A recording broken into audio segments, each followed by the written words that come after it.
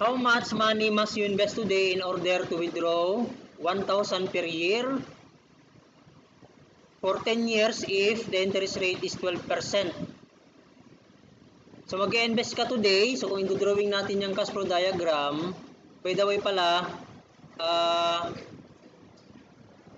gusto nating magpasalamat sa Prime Review Centers kasi sa kanila yung galing sa kanila yung problems, no? Yan. Anong number to? 13. Okay? So for number 13, so 10, no? 1, 2, 3, 4, 5, 6, 7, 8, 9, then 10. So mag-invest, kapag mag-invest, pababa kasi mawawalan ka ng pera. And then, this should be the principal, yung investment mo. And then, mag-withdraw ka every year ng 1,000, no? So, yung A natin is 1,000 sa loob ng 10 taon. Okay? So, yan. So, ito yung mga annuities natin. This is 1,000 pesos. Ang tinatanong, ano kaya yung invest mo? Ano kaya ang ilalagay mo sa bangko nang sa ganun every month ay magkakaroon ka ng 1,000. Ang interest ay 12%. So parang ganito lang mangyayari dyan, class. Ang gagawin natin, lahat ng A na to, ipupunta natin dito sa 0. Ito, ayan. Pupunta natin dito. Lahat ng yan. Ayan, lahat. Pupunta natin dito. Okay? Ayan. So, i-apply natin yung technique ni Sir Pax. That is, lahat daw ng pataas ay equal sa pababa. At the same time, kapag magmo-moment ka, kapag pa-right, ang moment arm mo ay positive. And then kapag pa-left, ang moment arm mo ay negative. Okay? Yan, negative. So, unahin natin yung pababa na lang muna kasi nag-iisa naman yung ating pababa. And then, mag-moment tayo sa 0. Ito, dito tayo banda. So, P, yung pababa natin, unahin na lang muna natin yung pababa. Ang P natin ay, so P, yung pababa natin. Multiply it by 1 plus 0.12 raised to N. Or yung distance niya from the moment arm. So, 0. So, anong distance niya? 0. Kasi yung P natin nandito na mismo sa 0. Ayan. So, wala ka nang parang moment. Or, ilagay na lang natin dito yung kanyang parang moment. No? Si 0. And then, so, pababa na yan. Plus, ay equals. Kasi wala naman ng pababa sa pataas. Ang pataas natin ay A, di ba? A. 1,000 pala yun. So, 1,000. Then, 1 plus 0.12 raised to. Ito yung kanyang moment. Yung exponent niya ay 1. Kasi ang distance niya, ang distance ng unang annuity natin, ang unang 1,000, ang distance niya with respect to ating moment, which is 0, is 1. Kaya lang, ang ilalagay natin sa kanyang exponent ay negative. Kasi nga siya ay pa-left. O diba ang dali? Negative 1. Kasi nga, andito siya banda, ipupunta natin dito sa 0. So, pa-left. Okay? O, next. Plus 1,000. And then, 1 plus 0.12 raised to negative 2. Kasi yung distance ng pangalawa natin ay 2. Tapos pa-left pa, kaya negative.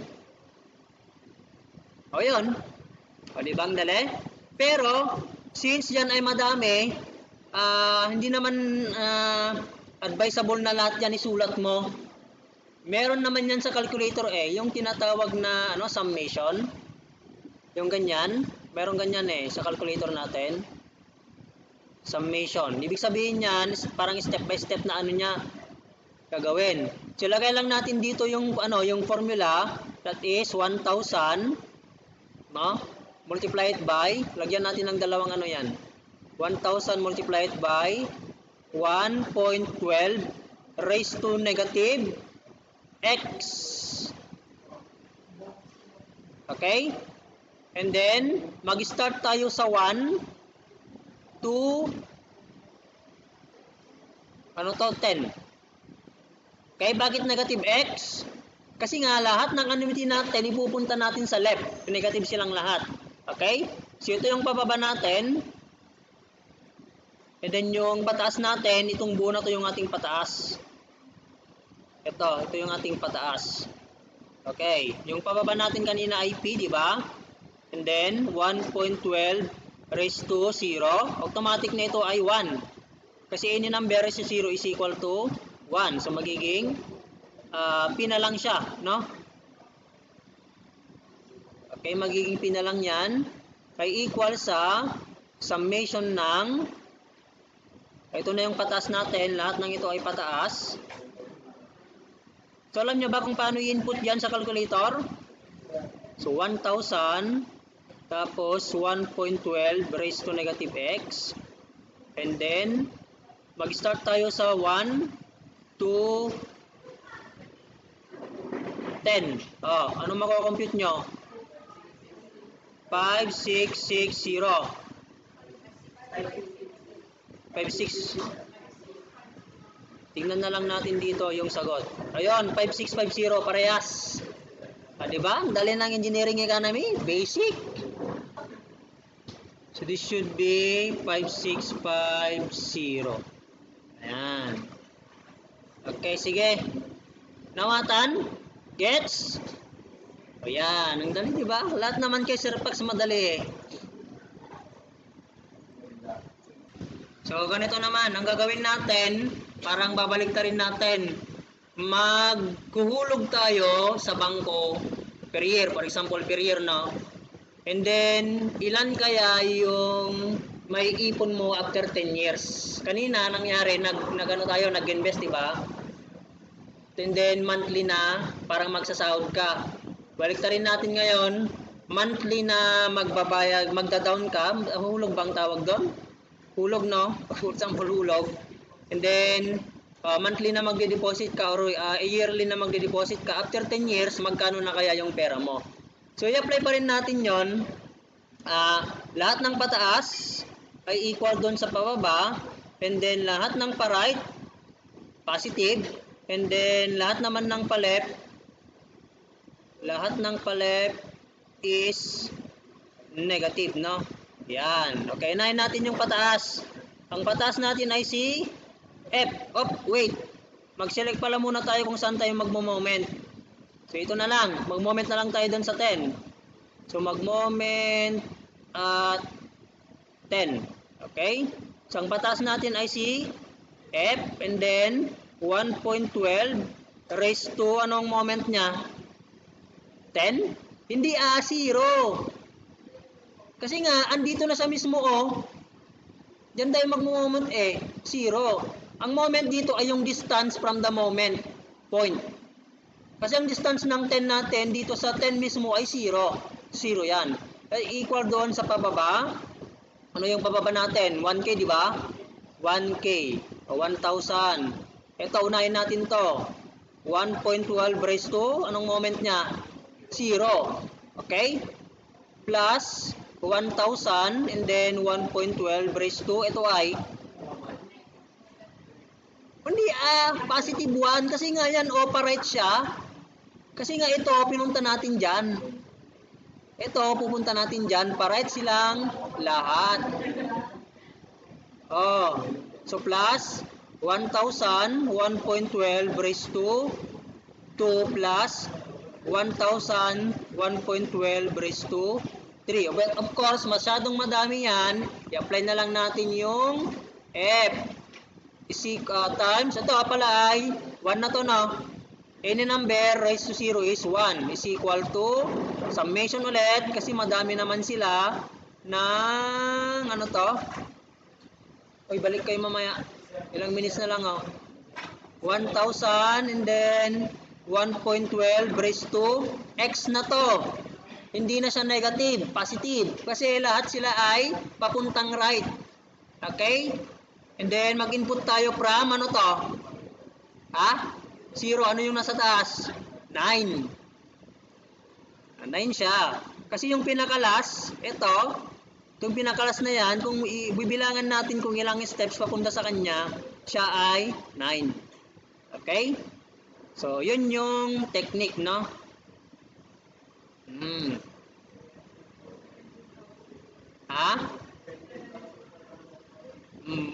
Ano na? 17,548.70 pesos. Ayan. Okay? Yung magiging pera mo. Okay. Now, pwede naman nating palitan yung moment natin eh. Balikan natin yung isa kanina. Ito. Ayan. Ito yung isa kanina. Palitan natin yung moment natin. So, ang gawin natin, dito tayo nag-ano kanina, nandito tayo nag-moment sa may 0. Ngayon, same problem, dito tayo mag-moment sa 10. So, ang mangyayari niyan, lahat ng patas ay equal dun sa pababa. Ang patas natin ay summation ng, ito, yung mga annuity natin siya yung nasa taas eh. Mag-moment tayo sa may 10. Summation ng 1,000 tapos 1.12 raised to ano? Positive, negative. Dito tayo mag-moment sa 10 ngayon. Positive na siya. X. Okay? Tapos, mag-start tayo from 0 to 9. Kasi pa right. Okay? Papuntang right tayo. Ay equal sa pababa. P. Okay? Anong moment niya? 1.12 raised to ano? Di ba ipupunta rin natin yung P doon sa right? Bilangin nyo. 1, 2, 3, 4, 5, 6, 7, 8, 9, 10. Okay, 10. So, dapat parehas yan. Ang gawin mo, kasi hindi mo solve yan eh. Ang gawin mo, kunin mo muna to, isolve mo muna. And then after nyan, parang mangyayari, i-divide mo. So, mangyayari nyan, P is equal to summation ng 1,000, 1.12 raised to x, tapos from 0 to 9 divided by 1.12 raised to 10. So dapat ang lalabas niyan ay 5650. O yan, di ba ang dali ng engineering ika na may basic. Yung isa naman, baliktarin natin. Palitan natin yung moment. Ito, mag-moment naman tayo sa may 0. Ito. So, kanina, dito tayo nag-moment. Dito tayo sa 0 ngayon. So, F. Lahat ng patas ay equal dun sa pababa. Ang patas natin ay si F. Ngayon si F, ipupunta natin dito sa 0. So, magiging moment niya ay 1.12 raised to, ano yon? 10. Ay equal doon sa pababa natin ay si 1,000, summation ito ng 1,000, 1.12 raised to, ano to? Negative, positive? Negative, x. Okay? Kasi pupunta natin sa left lahat. Ay, negative pala to, no? Kasi pati siya, pupunta natin dito sa left, sa may 0. Okay? And then, ang start natin ay from 0 to, ano to? 10? 0 to 10. Okay? So, ang F natin, dapat parehas ang makukuha dyan. That is equal to, paano to kaya? Summation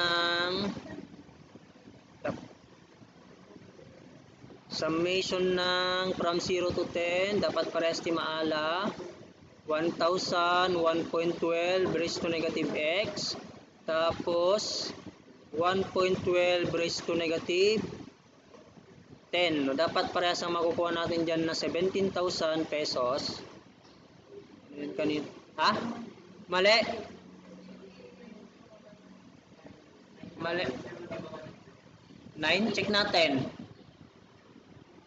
I-redraw na lang natin yung ating cross flow diagram, saka natin bilangin yung kung ilang steps yan. Okay, so si F, kung ipupunta natin dito sa 0, bilangin natin 1, 2, 3, 4, 5, 6, 7, 8, 9, 10. O, tama naman. Tapos ito, 1. Mag-start tayo sa 1 to 10. Ano ba yung nilagay natin dito? Ayun, mali pala eh. Dapat mag-start tayo sa 1. Ayan. 1. So, 1 ito. Now, ang palatandaan dyan, kung ilang steps yan, yung limit mo. Halimbawa, di ba nag-limit ka ng, ng 1 to 10, bilangin mo ngayon. Mag-start ka ng bilang sa 1. 1, 1, 2, 3, 4, 5, 6, 7, 8, 9, 10. Pero kapag mag-start ka sa 0, then mag-end ka sa 10, bali 11. So 0, 1, 2, 3, 4, 5, 6, 7, 8, 9, 10. Bali 11 na steps. So yun pa lang, makikita mo na may mali sa input mo. Which is 10 dapat yung bilang. Ayan. So kapag ganito, tama na yan. Tama ba? Okay. So 17,548.70. Ayan. So parehas na parehas. O, meron pang another technique. What if sa gitna natin ni moment? So magsasalubong. Sige, try natin. Ito na lang siguro, ito na lang, kahit isang problem na lang o isang sample na lang. Itong natin kanina. So gagawin natin, so 10 to. 1, 2, 3, 4, 5, 6, 7, 8, 9, 10. Ito yung P natin, andito yung ating mga A. Mag-moment tayo doon sa gitna. O kung gusto niyo doon sa sa 8, doon sa 2, doon sa 3, and so on, pare-parehas lang makukuha natin. So, ito si A, ayan. So, 1, 2, 3, 4, 5, 6, 7, 8, 9, 10. So, ang gawin natin, dito tayo mag-moment sa may 5. Ito si P natin. Okay, paano yung equation natin? I-delete ko na to muna. Tapos na to. Screen naman na natin yan. Okay? Unahin na lang natin si pababa. Ang pababa natin ay si P. Tapos dito tayo mag-moment sa 5A. So ang si 5, ipupunta natin sa right, tama? Pupunta natin dito. So 1.12 raised to positive 5. Okay, kasi pa right is equal to meron pa palang meron pa palang pababa. Wala na, isa lang no. Next, pataas. Ang pataas natin ay hatiin natin din. Kasi magkaiba sila ng ng moment, no? So summation ito ng dalawa yan, dalawa yan, summation siya ng 1,000 tapos 1.12 raised to x. Okay, positive. Itong 5. Kasi itong 5 na ito, ipupunta natin dito sa 5, no? Okay, so pa-right, positive to. Ano ang moment natin? Ito isa pataas. Ito yung kunin natin, yung 4 na lang kasi yun pala sakto na ng moment naman niya pala ay dagdag na pa lang natin, okay? Ganito na lang. Separate na lang natin yung nandun mismo sa 5. Wala siyang moment, di ba? Ito mismo. Ayan. Nandyan na siya mismo, i-separate na lang natin. So, mangyayari, 1,000, tapos, 1.12 raised to 0. Kasi nandun na siya mismo. Ito. Tapos, kunin natin yung 4 na ito. Itong 4 na ito. So, ang gawin natin, summation siya ng plus. Kasi, nasa taas pa rin yan. 1,000, 1.12 raised to positive x. Mag-start tayo from 1 to,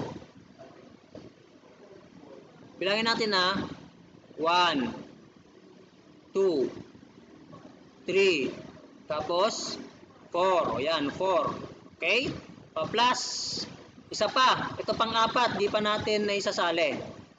Ayan. So, summation naman ito ng 1,000, 1.12 raised to negative x. Okay? Limit from, pabilangin natin, 1, 2, 3, 4, 5 siya. Okay? 5. From 1 to 5. Then, i-equate nyo lang ito. I-type nyo yan sa calculator. And then, i-divide nyo later on ng 1.12. Siya na si P. So, dapat parehas ang makukuha. So, kahit saan natin ilagay yung moment dyan, basta masusundan niyo kung flat ng pataas, equal dun sa pababa. So, balikan lang natin yung statics. Statics ko, lahat ng pataas equal dun sa pababa. Tapos, dagdagan mo ng moment. Lahat ng pa-right, positive. Lahat ng pa-left, negative. Pag sa statics, kapag counter, positive. Kapag clockwise, negative. Yun yung sa statics. Di ba? O, yan yung technique ni Sir Fox. So, parehas yan. Yun na, anyway, compute nyo pa rin, pero sinasabi ko na parehas yan. Okay? So, that's all for today. So, isang problem, siguro marami na kayong natutunan sa isang problem lang na yan. Okay? So, deferred annuity man yan, deferred annuity, ano pa yung isa? Annuity due, pare-parehas lang. But anyway, later on, magbibigay ako ng, mag-upload ako ng separate na video para doon. Okay? So, thank you for listening.